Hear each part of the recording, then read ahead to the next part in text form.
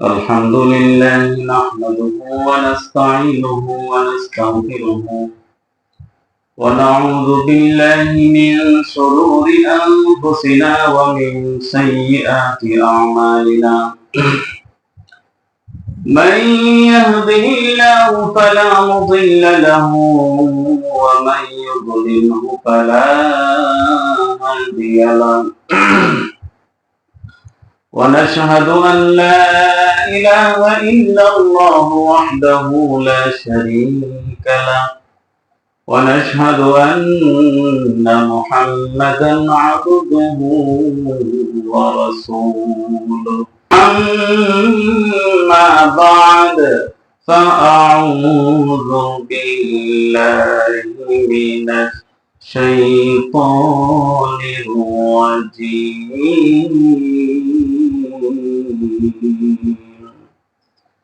بسم الله الرحمن الرحيم ولله على الناس حج البيت من استطاع إليه سبيلا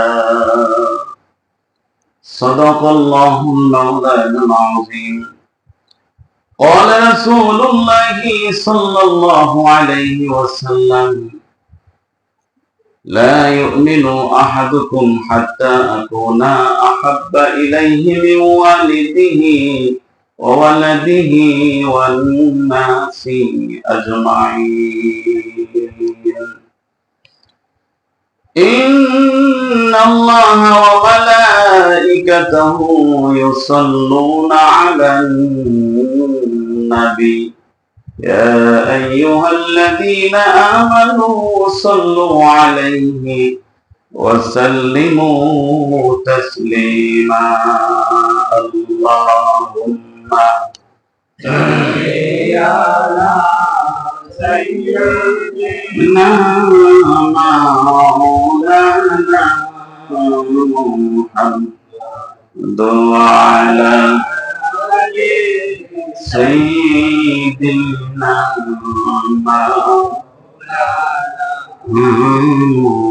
محمد اللهم صل على سيدنا مولانا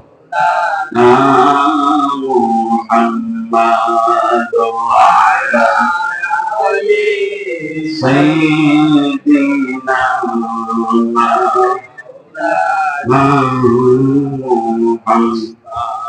محبতে পড়েন দুরূদ ও মুমিন ভাই বসিয়া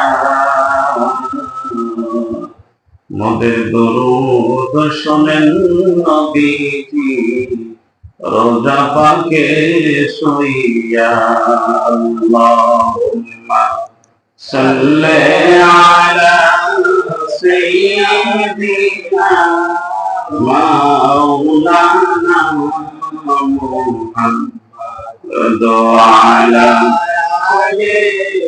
সাইয়্যিদিনা মাওলানা মুহাম্মদ কাহার জন্য কাঁদরে মন কে আছে তোর আপনা কাহার জন্য কাঁদরে মন কে আছে তোর আপনা কবরের বন্ধ নবীজি কবরের নবীজি জিন্দায় আছেন মদিনা আল্লাহুম্মা সাল্লি আলা সাইয়্যিদিনা মাওলানা মুহাম্মদ ওয়া আলা سيدنا মুহাম্মাদুর লা ইলাহা ইল্লাল্লাহ লা ইলাহা ইল্লাল্লাহ লা ইলাহা ইল্লাল্লাহ বাইজান বহুদ মাদিনা হাই হাই বহুদ রে মাদিনা আমরা কেমনে যাবো জানি না হাই হাই দয়া করে দয়াল আল্লাহ দয়া করে দয়াল আল্লাহ নিয়ে যাও গো মদিনা লা ইলাহা ইল্লাল্লাহ লা ইলাহা ইল্লাল্লাহ লা ইলাহা ইল্লাল্লাহ লা ইলাহা ইল্লাল্লাহ মুহাম্মাদুর রাসূলুল্লাহ সাল্লাল্লাহু আলাইহি ওয়াসাল্লাম। সম্মানিত উপস্থিতি, মুসল্লিয়ান, আল্লাহ পাকের মহব্বতের বান্দারা, রব্বুল আলামিনের লাখ কোটি শুকরিয়া যিনি আমাদেরকে পবিত্র জিলকদ মাসের দ্বিতীয় শুক্রবারে আল্লাহর ঘর মসজিদে আসার মতো আল্লাহ আমাদেরকে তৌফিক দান করেছেন, সেজন্য সকলেই বলি আলহামদুলিল্লাহ। যিনি আমাদেরকে আজকে এই পবিত্র জুমার মাধ্যমে আসার মতো আল্লাহ আমাদেরকে সুস্থতা দান করছেন, আল্লাহ আমাদেরকে তৌফিক দান করছেন। আল্লাহ যদি বান্দাকে কবুল না করে, হেদায়েত যদি বান্দাকে হেদায়েতের রাস্তায় যদি আল্লাহ কবুল না করে, তাহলে কোনো বান্দার শক্তি নাই যে হেদায়েতের রাস্তায় সে আসবে। কিন্তু হেদায়েতের রাস্তায় আসা হলো বান্দার বিশেষ ভূমিকা। বান্দা যখন চেষ্টা করে হেদায়েতের রাস্তায় আসার মতো, যখন বান্দা চেষ্টা করে, উপযুক্ত মতো বান্দা যখন চেষ্টা করে, চেষ্টা করলে আল্লাহ দয়া করে তাকে কবুল করে। চেষ্টা ছাড়া কোনোদিন ভালো ফলাফল আসে না। কারণ আপনি আসুন, সাহাবায়ে কেরাম রাদিয়াল্লাহু তাদেরকে ইসলাম গ্রহণ করার আগে এমন কিছু মেসেজ সাহাবায়ে কেরামের কাছে আসছে যে মেসেজটা তারা বুঝতে পারছে। বলেন সুবহানাল্লাহ। ইসলাম গ্রহণ করার আগেই আল্লাহ তাদেরকে মেসেজ দিছে। যেমন জিনার মর্যাদা, যার মতো মর্যাদা ওনার যুগেও ছিল না, ওনার পরেও ছিল না, এবং কিয়ামত পর্যন্ত ওনার মতো মর্যাদা হবে না, যার নাম হচ্ছে হযরত সিদ্দিক আকবর রাদিয়াল্লাহু তাআলা। বলেন সুবহানাল্লাহ। ওনার মতো কি মর্যাদা কোনো মানুষের হয়? জোরে বলেন, হবে কি? হবে না। আল্লাহর কাছে সবচেয়ে শ্রেষ্ঠতম ব্যক্তি, উম্মতের মধ্যে সবচেয়ে শ্রেষ্ঠতম উম্মত হচ্ছে হযরত সিদ্দিক আকবর রাদিয়াল্লাহু তাআলা।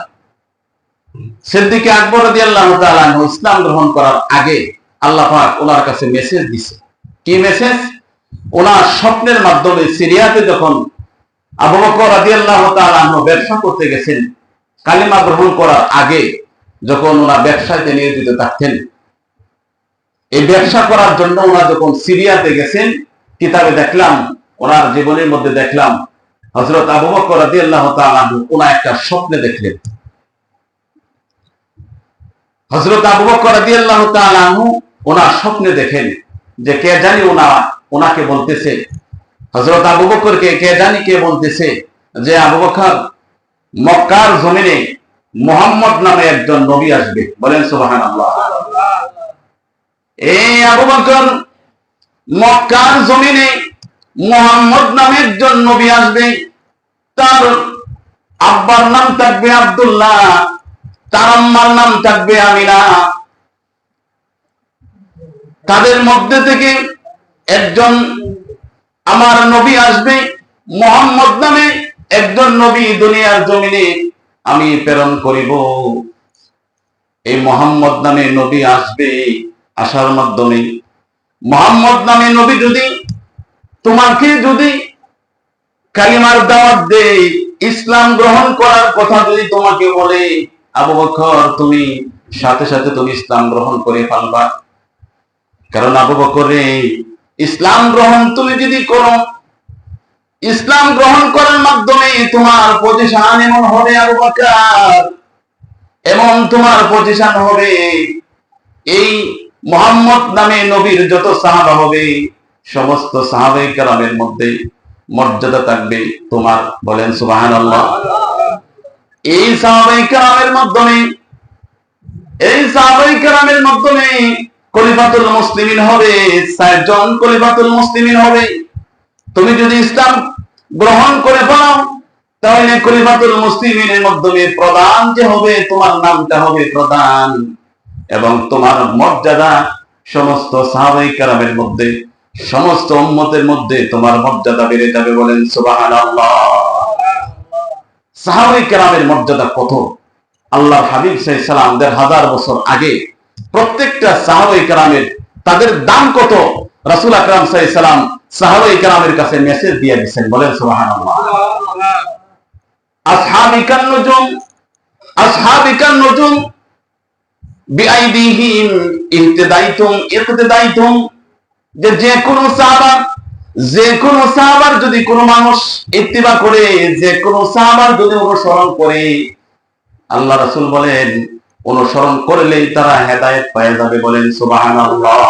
কারণ এক একজন সাহাবা রাসূল বলছেন আকাশের নক্ষত্রের মতো। বলেন সুবহানাল্লাহ। কারণ সাহাবায়ে কেরামের মর্যাদা কিয়ামত পর্যন্ত কি আর কোনো মানুষের হবে? জোরে বলেন হবে কি? সাহাবায়ে, যে কোনো সাহাবার মর্যাদা কোনদিন হবে না কোনো মানুষের মতো, স্বাভাবিক কোন ওলি বলেন, গাউস বলেন, কুতুব বলেন, কারোর মতো হবে না সাহাবায়ে কেরামের মর্যাদা। কারণ রাদিয়াল্লাহু আনহুম ওয়া রাদু আন, আল্লাহ বলেন আমার প্রতি তারা রাজি হয়ে গেছে, আমি আল্লাহ তাদের প্রতি রাজি হয়ে গেছি। বলেন সুবহানাল্লাহ। সম্মানিত শুধু হযরত আবু বকর রাদিয়াল্লাহু তাআলা আনহু যে স্বপ্নে দেখলেন, কে জানি কে বলতেছে, যেই স্বপ্নে দেখছেন যে মুহাম্মদ নামে নবী আসবে, হযরত আবু বকর স্বপ্নে দেখলেন। এই স্বপ্নের কথা কারো কাছে ব্যাখ্যা করেন নাই। হযরত আবু বকর কারো কাছে ব্যাখ্যা করেন নাই। ওনা এই কথাটা আমানত ছিল, ওনা ইন্তজার করতেছেন, অপেক্ষা করতেছেন যে মক্কার জমিনে মুহাম্মদ নামে নবী কে আসবে। ওনা ইন্তজার করতেছে কবে আসবে। রাসূল আকরাম সাল্লাল্লাহু আলাইহি সাল্লাম যখন 40 বছর পুরা হয়েছে, রাসূল তো কিছুদিন ধরে একটা ভাইরাল হইতেছে যে একজন বলতেছে যে রাসূল আকরাম সাল্লাল্লাহু আলাইহি সাল্লাম 40 বছর আগে ওনার নবী ছিলেন না। নাউজুবিল্লাহ বলতেন না? রাসূল আকরাম সাল্লাল্লাহু আলাইহি ওয়াসাল্লাম জন্মের দুনিয়ার মধ্যে আগমন করার আগেই তো নবী। বলেন সুবহানাল্লাহ। রাসূল আকরাম সাল্লাল্লাহু আলাইহি সাল্লাম দুনিয়ার জমিনে সমস্ত নবী আলাইহিস সালাতু ওয়াস সালামের কাছে মেসেজ ছিল যে মুহাম্মদ নামে নবী আসবে, শেষ নবী আসবে। যেমন আদম আলাইহিস সালাতু ওয়াস সালাম 350 বছর পর্যন্ত কাঁদলেন, স্বাভাবিক একটু সামান্য, নবীরা কোনো ভুল করে নাই, তারা কোনো গুনাহ করতে পারে নাই। আল্লাহর পরীক্ষার সম্মুখে একটু হয়ে গেলেন। আদম আলাইহিস সালাতু ওয়াস সালাম 350 বছর কাঁদলেন। কিন্তু আমরা সকলেই জানি, সকল উলামায়ে কেরাম জানি যে আদম আলাইহিস সালাতু ওয়াস সালাম পাপের ফয়সালা হচ্ছে আমাদের, এর মুক্তির ফয়সালা হচ্ছে আমার নবীর খাতিরে। ঠিক না বেঠিক? আমার নবীর খাতিরে আদম আলাইহিস সালাতু ওয়াস সালামের মুক্তির পথ হয়। আমার নবীর খাতিরে এরকম ভাবে আমার নবীর কথা তাওরাতে আসছে, আমার নবীর কথা জাবুরে আসছে, আমার নবীর কথা ইনজিলে আসছে। বলেন সুবহানাল্লাহ। সমস্ত আসমানি গ্রন্থের মাধ্যমে রাসূল আকরাম সাল্লাল্লাহু আলাইহি সাল্লাম যে আসবে শেষ নবী হিসাবে, শেষ নবীর খবর সমস্ত আসমানি কিতাবের মধ্যে কে দিয়েছেন? আল্লাহ। আর জোরে বলেন কে দিয়েছেন? আল্লাহ দিয়েছেন সমস্ত আসমানি কিতাবের মাধ্যমে। সেজন্য আমার নবী শুধু 40 বছরের মাধ্যমে এরকম ভাবে নবী হয় এরকম না, এরকম ঈমান কোন সুন্নি লালন করতে পারে না। এরকম ঈমান লালন করতে পারে সালাফি, লামাযহাবি, এরকম ভাবে ইহুদিদের এজেন্ডা যারা আছে তাদের কাছে যে লালিত হতে পারে। কিন্তু রাসূলের পাক সাল্লামের মুহাব্বত যার কাছে আছে তার কাছে এটা এরকম কুজিনিস, কুরুচি কথা, রাসূলের শানে বেয়াদবিজনক কথা এটা কোনো মুসলমানের থাকতে পারে না। কে বলেন থাকতে পারে কি? না। একজন যদি হাত বা জুব্বা লাগায় যদি কয় 40 বছর আগে নবী ছিলেন না, এটাকে বিশ্বাস করা যাবে? জোরে বলেন বিশ্বাস করা যাবে? মিয়া, কার উসিলায় তুমি বক্তব্য দিতেছো? কার উসিলায় তুমি স্কলার পেয়েছো? কার উসিলায় তুমি কোরআন পেয়েছো? কার উসিলায় তুমি সম্মান পেয়েছো? একমাত্র আমাদের নবী পাক সাল্লাল্লাহু আলাইহি ওয়াসাল্লামের উসিলায়, ঠিক না বেঠিক? সেই জন্য প্রিয় সুধী বলতেছিলাম, হেদায়েত তো থাকতে হবে। আমার হাব্বা জুব্বা টুপি হইলে কি হেদায়েত হয়ে যাবে? হেদায়েত কার হাতে? জোরে বলেন, কার হাতে? আল্লাহ রাসূল সাল্লাল্লাহু আলাইহি ওয়াসাল্লামের চাচা আবু তালেব, নাম কি ছিল? জোরে বলেন, নাম কি ছিল? আবু তালেব। আবু তালেব মৃত্যুর সময় রাসূল আকরাম সাল্লাল্লাহু আলাইহি ওয়াসাল্লাম আবু তালেবের কাছে গেছে। মৃত্যুর এই সাকরাতুল মউতের আসার আগে আল্লাহ রাসূল ভাবতেছেন, কারণ ওনা তো মায়ের নবী, সুবহানাল্লাহ বলতেন না? ওনা তো হচ্ছে মায়ের নবী। রাসূল আকরাম সাল্লাল্লাহু আলাইহি ওয়াসাল্লাম ওনা ভাবতেছেন যে আমি একটু যাই, শেষ সময় আমার চাচার কাছে যাই, দেখি চাচা একটু কালিমাটা আমার সাথে সাথে যদি চাচা যদি আমার সাথে লা ইলাহা ইল্লাল্লাহ মুহাম্মাদুর রাসূলুল্লাহ এটা যদি ওনা বলতে পারে, তাহলে আল্লাহর কাছে দুনিয়ার মধ্যে যত অপরাধ করছে আমি অন্তত মালিকের কাছে বলবো, আল্লাহ আমার চাচা মৃত্যুর সময় আমার কানে কানে আল্লাহ কালিমা এরকম রিসালাত এবং তাওহীদের ঘোষণা আমার চাচা আমার কানে কানে দিয়েছে, আমি অন্তত আল্লাহর কাছে বইলা আমার চাচার জান্নাতের ব্যবস্থা করতে পারবো। বলেন সুবহানাল্লাহ। রাসূল আকরাম সাল্লাল্লাহু আলাইহি ওয়াসাল্লাম ওনার মৃত্যুর সময় এই আবু তালেবের কাছে গেছে, যায়া দেখতেছে আবু জাহেল তার মাথার পাশে বসা। কপালে আছে? জোরে বলেন, কপালে হেদায়েত আছে? মৃত্যুর সময় আবু জাহেল তার পাশে বসা, যায় দেখে রাসূল আকরাম সাল্লাল্লাহু আলাইহি ওয়াসাল্লামের বলার আগেই তাকে বলতেছে, দেখো আবু তালেব, আমার তো ছোট ভাই তুমি, কিংবা আমার ভাই তুমি দেখো এই কাজটা কইরো না। মুহাম্মদ নামের যে মুহাম্মদ যে আমার ভাতিজা রাসূল, সে রাসূল হিসাবে স্বীকৃতি দিয়া তুমি কবরে যাইও না। বলেন নাউজুবিল্লাহ। রাসূল আকরাম সাল্লাল্লাহু আলাইহি ওয়াসাল্লাম দাকির হয়ে বলতেছে, চাচা আমি আইসা গেছি আপনার কাছে, আপনি একটু বলেন যে আমি যে শেষ রাসূল, আপনি একটু সাক্ষী দেন আল্লাহ ছাড়া যে কোনো মাবুদ নাই, আপনি একটু সাক্ষী দেন যে একটু সাক্ষীর মাধ্যমে কাল কিয়ামতের ময়দানে আমি আপনার জান্নাতের ব্যবস্থা করতে পারবো। বলেন সুবহানাল্লাহ। কারণ কাল কিয়ামতের ময়দানে আল্লাহ রাসূল সাল্লাল্লাহু আলাইহি ওয়াসাল্লামের সুপারিশ ছাড়া কোন মানুষের কোনো পাওয়ার নাই, কোনো অধিকার নাই জান্নাতে পদার্পণ করার মতো, ঠিক না বেটি? রাসূল আকরাম সাল্লাল্লাহু আলাইহি ওয়াসাল্লাম যখন দাওয়াত দিলেন, দাওয়াত পরে দাওয়াত অস্বীকার করলেন। রাসূলের চাচা দাওয়াত অস্বীকার করলেন, প্রত্যাখ্যান করলেন যে না, আমি কোনোদিন এটা কালিমা, তুমি যে শেষ রাসূল, তুমি রাসূল হিসাবে, তুমি আমার ভাতিজা হিসাবে আমি মহব্বত করতে পারি, কিন্তু তুমি নবী হিসাবে আমি এটা মানতে পারি না। বলেন নাউজুবিল্লাহ। সেই জন্য আল্লাহ পাক রব্বুল আলামিন কুরআনুল কারীমের মাধ্যমে বলেছেন, তুমি যদি আমাকে পাইতে চাও ফাত্তাবিউনি, অনুসরণ করো। অনুসরণ যদি করো, আমাকে যদি পাইতে চাও তাহলে অনুসরণ করো, ফাত্তাবিউনি, যদি তুমি অনুসরণ করো তাহলে তোমার হবে ওয়ায়াগফির লাকুম যুনুবাকুম, আমি আল্লাহর ঘোষণা হচ্ছে তোমার জীবনের সব গুনাহ আমি আল্লাহ মাফ করে দিব। বলেন সুবহানাল্লাহ। মাফের পথ হচ্ছে রাসূলের অনুসরণ। সুবহানাল্লাহ বলতেন না? মাফের পথ হচ্ছে আমাদের নবীর অনুসরণ। আমার নবীর অনুসরণ ছাড়া, আমার নবীর মহব্বত ছাড়া, আমার নবীর ভালোবাসা ছাড়া কোন মানুষ জান্নাতে যেতে পারবে না। বলতেছিলাম বাজান, সিদ্দিক আকবর রাদিয়াল্লাহু তাআলা আনহু ওনা যখন রাসূল আকরাম সাল্লাল্লাহু আলাইহি ওয়াসাল্লামের 40 বছর যখন পড়া হয়েছে, রাসূল আকরাম সাল্লাল্লাহু আলাইহি ওয়াসাল্লামের কাছে কোরআন নাযিল আসা শুরু করলেন। সর্বপ্রথম সূরাকে ইকরা বিসমি রাব্বিকাল্লাযী খালাক, সর্বপ্রথম এই সূরা নাযিল হয়েছে। সুবহানাল্লাহ বলেন। প্রিয় সুধী, রাসূল আকরাম সাল্লাল্লাহু আলাইহি ওয়াসাল্লাম হযরত আবু বকরকে যখন দাওয়াত দিবেন, হযরত আবু বকরের দাওয়াতের সময় কয়েকজন মাত্র মুসলমান হয়েছে। হযরত আবু বকর রাদিয়াল্লাহু তাআলা আনহুর কাছে আল্লাহর হাবিব সাল্লাল্লাহু আলাইহি ওয়াসাল্লাম যখন দাওয়াত দিলেন যে আমি তো মুহাম্মদ নামে নবী আসছি, আমি তো মুহাম্মদ নামে আমি নবী হিসাবে দুনিয়ার জমিনে আল্লাহ পাক প্রেরণ করেছেন, তুমি কালিমাটা পড়ো, তুমি ইসলাম গ্রহণ করো। আল্লাহর হাবিব সাল্লাল্লাহু আলাইহি ওয়াসাল্লাম যখন হযরত আবু বকরকে দাওয়াত দিলেন, দাওয়াত দেওয়ার সময় হযরত আবু বকর বলতেছেন, আপনি যে নবী, আপনি যে শেষ নবী, আপনি যে নবী এটা প্রমাণ কি? সুবহানাল্লাহ বলতেন না? আপনি যে শেষ নবী এটার প্রমাণ কি? আল্লাহর হাবিব সাল্লাল্লাহু আলাইহি ওয়াসাল্লাম হযরত আবু বকরের দিকে মুস্কি হেসে বলতেছে, আবু বকর, আমি যে শেষ নবী, তুমি কি সিরিয়াতে অনেকদিন আগে তুমি স্বপ্নে দেখো নাই? সুবহানাল্লাহ বলেন। আমি যে শেষ নবী হব, আমি মুহাম্মদ নামে নবী দুনিয়ার জমিনে আগমন হব, তুমি কি সিরিয়াতে অনেকদিন আগে স্বপ্নে দেখো নাই? আল্লাহর হাবিব সাল্লাল্লাহু আলাইহি ওয়াসাল্লামের কথা শুনি হযরত আবু বকর রাদিয়াল্লাহু তাআলা বলেন, ইয়া রাসূলুল্লাহ ইয়া হাবিবাল্লাহ, আমি যে সিরিয়াতে স্বপ্নে দেখলাম যে মুহাম্মদ নামে নবী হবে, আপনি নবী হয়ে আসবেন, আমি যে স্বপ্নে দেখলাম এটা আপনি জানলেন কি করে? সুবহানাল্লাহ বলতেন না? আমি যে শেষ নবী হব, এরকম ভাবে এই যে আমি যে শেষ নবী হব, এটা আপনি যে শেষ নবী হবেন এটা আপনি কিভাবে জানলেন? আল্লাহ রাসূল আকরাম সাল্লাল্লাহু আলাইহি ওয়াসাল্লামের কথা শুনে হযরত আল্লাহ রাসূল সাল্লাল্লাহু আলাইহি ওয়াসাল্লাম বলতেছেন যে আমি যে শেষ নবী, আমি যে শেষ নবী, তুমি কি দেখো নাই? আল্লাহ রাসূল সাল্লাল্লাহু আলাইহি ওয়াসাল্লামকে বলতেছে, আর হযরত আবু বকর বলতেছে যে আপনি জানলেন কি করে? বলে তুমি তো স্বপ্নে দেখছো যে আমি যে শেষ নবী হিসাবে, বলে আপনি জানলেন কি করে? আল্লাহ রাসূল সাল্লাল্লাহু আলাইহি ওয়াসাল্লাম উপর দিকে হাত বাড়ায় বলেন, আঙ্গুল দেখায় বলেন, আল্লাহ আমাকে জানাই দিয়েছেন। বলেন সুবহানাল্লাহ। রাসূলের কাছে কোনো গোপন থাকে? জোরে বলেন গোপন থাকে? জানাই কে? আর জোরে বলেন জানাই কে?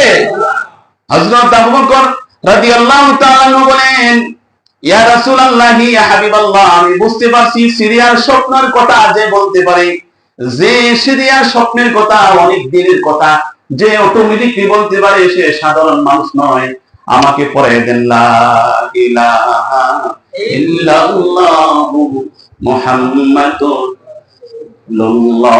প্রিয় সুধী, হযরত আবু বকর মুসলমান হয়ে গেলেন। এই জন্য প্রিয় সুধী, সাহাবায়ে কেরামের মতো মর্যাদা কিয়ামত পর্যন্ত হবে না, অদ্যাবধি পর্যন্ত নেই। কারণ সাহাবায়ে কেরামের ব্যাপারটা হলো পুরা স্পেশাল। সুবহানাল্লাহ বলতেন না? এই জন্য প্রত্যেকটা সাহাবায়ে কেরামের অনুসরণ, কারণ এক একজন সাহাবার মর্যাদা আল্লাহ পাক এমন দান করছেন। সুবহানাল্লাহ বলেন, এমন দান করছেন। হযরত এরকম ভাবে আব্দুল কাদের জিলানী রাহিমাহুল্লাহ, ওনাকে জিজ্ঞাসা করছেন যে আব্দুল কাদের জিলানী, আপনার এত কেরামত, আপনি যাই আল্লাহর কাছে চান তাই হয়ে যায়। যে জিনিস দরখাস্ত করেন, দরখাস্ত করতে দেরি, আল্লাহ কবুল করতে দেরি হয় না। তাই আপনি কি সাহাবায়ে কেরামের মতো? আব্দুল কাদের জিলানী, যিনি কাদরিয়া তরিকার, যিনি সাহেবে সদর, যিনি কাদরিয়া তরিকার সাহেবে সদর, ওনা বলতেছে, কি বলতেছ? আমি সাহাবায়ে কেরামের মতো। সাহাবায়ে কেরামের, সব সাহাবায়ে কেরামের মাধ্যমে যে একজন সাহাবা ছিল হযরত ওয়াহাশী। এই যে ওয়াহাশীকে রাসূল আকরাম সাল্লাল্লাহু আলাইহি ওয়াসাল্লাম বলছিলেন যে ওয়াহাশী, তুমি আমার সামনে বসবা না, মসজিদে নববীর মধ্যে এসে তুমি আমার সামনে বসবা না, কারণ তুমি আমার সামনে যদি বসো তাহলে আমার চাচা আমির হামজার কথা স্মরণ হয়ে যায়। বলেন সুবহানাল্লাহ। কারণ আমির হামজাকে তুমি শহীদ করছো, আমার এই চাচার কথা স্মরণ হয়ে যায়। তুমি এরকম ভাবে আমার এরকম একটা পাশে বসবা, আমার সামনে বসবা না। হযরত আবু বকর, হযরত আব্দুল কাদের জিলানী রাহিমাহুল্লাহ বলেন যে ওয়াহাশীকে রাসূল আকরাম সাল্লাল্লাহু আলাইহি ওয়াসাল্লাম কালিমা গ্রহণ করার পরে আল্লাহ পাক তাকে maaf করে দিয়েছেন, কিন্তু চাচার ব্যথায় ব্যথিত হয়ে আল্লাহর হাবিব সাল্লাল্লাহু আলাইহি ওয়াসাল্লাম বলছেন তুমি আমার সামনে বসবে না।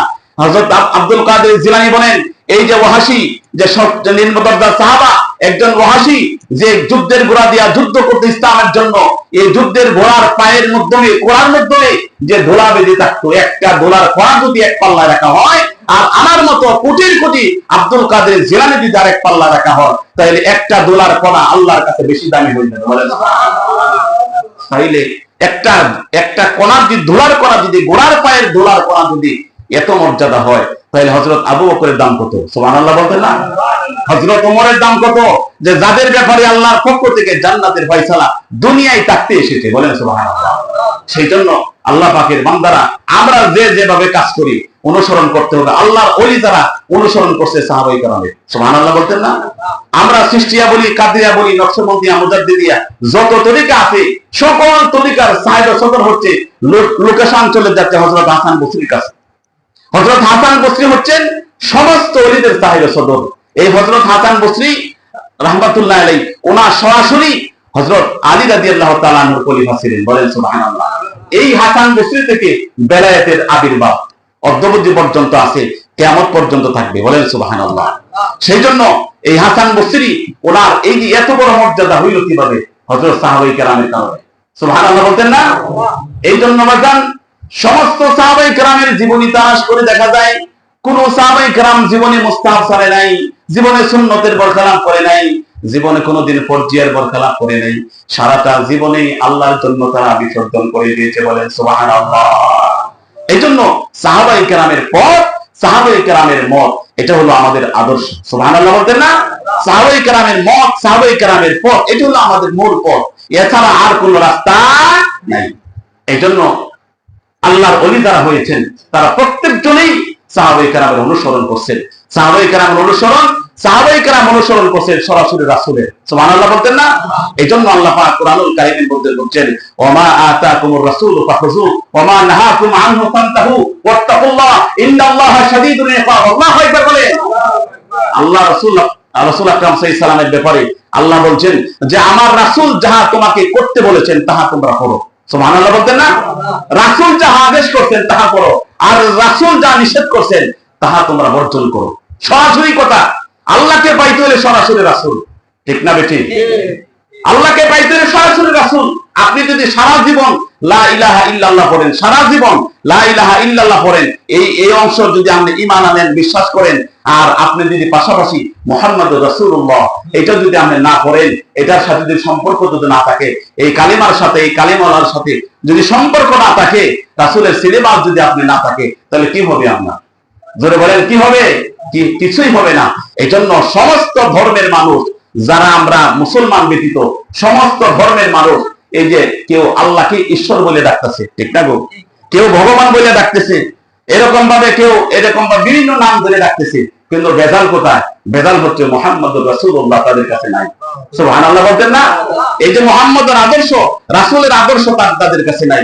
এইজন্য না থাকার কারণে তারা কাফির হয়েছে, ঠিক না গো?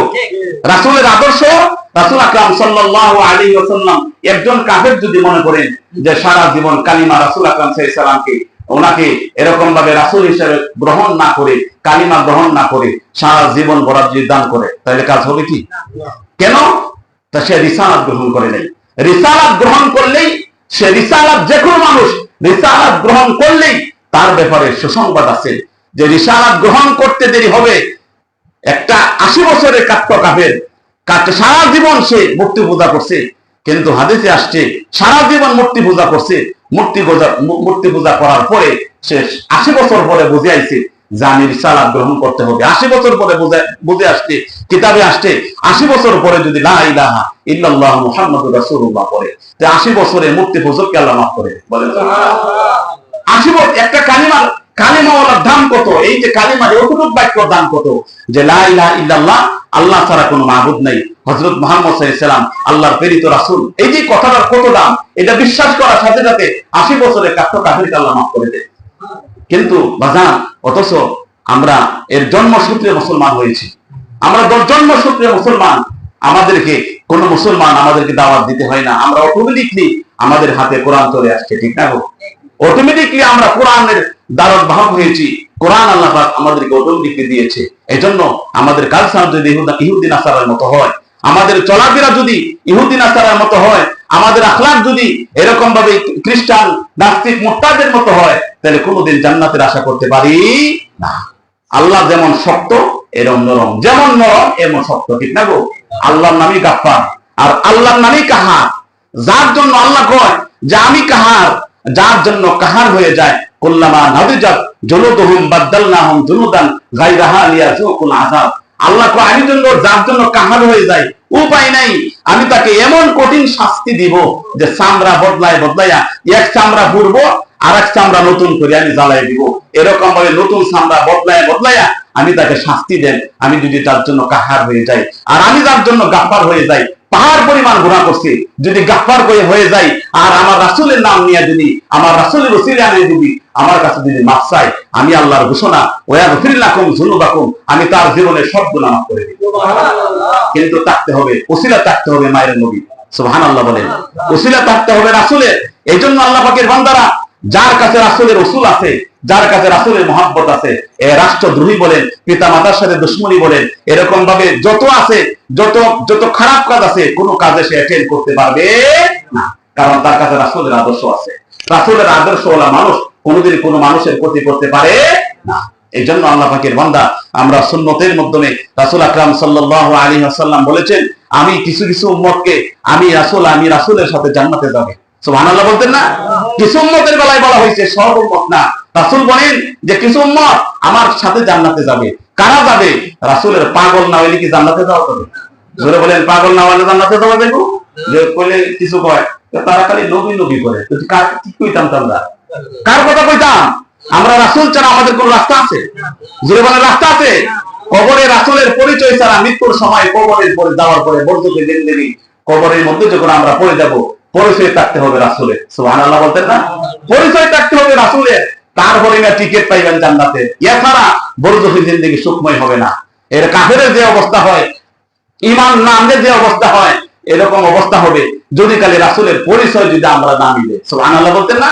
পুলসিরাত কেন পার করবো? প্রধানমন্ত্রী যদি বলেন পার করবে কি? এরকম ব্রিটেনের রাষ্ট্রপতি পার করবে?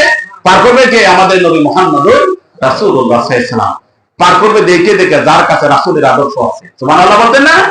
এই জন্য আল্লাহ পাকের বান্দা আল্লাহ রাসূল সাল্লাল্লাহু আলাইহি ওয়াসাল্লাম ডান হাতে আমলনামা দিবেন আল্লাহ, কাদেরকে দিবেন? যাদেরকে রাসূল শাফায়াত করবে। সুবহানাল্লাহ বলতেন না? এই জন্য আল্লাহ পাকের বান্দা রাসূল আকরাম সাল্লাল্লাহু আলাইহি ওয়াসাল্লাম কোন সময় কাল কিয়ামতের ময়দানে, কোন সময় ফুলসিরাতের পারে উম্মতের জন্য পাগল পাগল হয়ে, কোন কোন সময় জান্নাতের জাহান্নামের দরজায়, কোন সময় আল্লাহ পাকের আরশে ডান পাশে যাবে উম্মতের জন্য পাগল পারা হয়ে। কারণ প্রত্যেকটা এরকম প্রত্যেকটা জায়গার মধ্যে রাসূল যাবে, দেখবে একটা উম্মত জাহান্নামে যায়নি। সুবহানাল্লাহ বলেন। যতক্ষণ পর্যন্ত উম্মতের জান্নাতের ফয়সালা না হবে, ততক্ষণ পর্যন্ত রাসূল জান্নাতে যাবে না। যে রাসূল আমাদের জন্য এত অপেক্ষা করবেন, এত মহব্বত করবেন, যে আমাদের ফয়সালা যতক্ষণ পর্যন্ত না হবে ততক্ষণ পর্যন্ত যিনি জান্নাতে যাইবেন না, তাহলে ওনাকে কতটুকু মহব্বত করা দরকার। এই জন্য বাংলাদেশের মধ্যে অনেক আছে রাসূল বিদ্রোহী, এই লেবাস লাগাইয়া রাসূলের দুশমনি করে। এই জন্য তাদের কাছ থেকে, তাদের পথ থেকে, তাদের মত থেকে আমরা সাবধান থাকবো। জোরে বলেন ঠিক না বেঠিক? তাদের পথ, তাদের মত থেকে আমরা সাবধান থাকবো। আমরা রাসূলকে মহব্বত করি, রাসূলের আদর্শ মানি, যে রাসূলের কথা, যার উপরে আল্লাহ 30 পারা কোরআন লক্ষ্য করে দিয়েছেন। সুবহানাল্লাহ বলতেন না? যে রাসূলের উপরে, যে রাসূলকে আল্লাহ রহমত হিসাবে প্রেরিত করছেন, এর কোনো সন্দেহ আছে? জোরে বলেন সন্দেহ আছে? সন্দেহ নাই। এই জন্য আমরা যেন আল্লাহ রাসূল সাল্লাল্লাহু আলাইহি ওয়াসাল্লামের আদর্শ যেন আমরা মানতে পারি, আমরা যেন আমাদের ফ্যামিলি, আমাদের সন্তানদেরকে আল্লাহ রাসূল সাল্লাল্লাহু আলাইহি ওয়াসাল্লামের আদর্শের উপরে, কোরআনের উপরে, কোরআনের আইনের উপরে আমার ফ্যামিলি, আমি নিজে সহ প্রতিষ্ঠিত যেন থাকতে পারি। আল্লাহ যেন আমাদেরকে সকলকে, সব ভাইকে আল্লাহ যেন কবুল করেন। সকলের নাম আল্লাহুম্মা আমিন।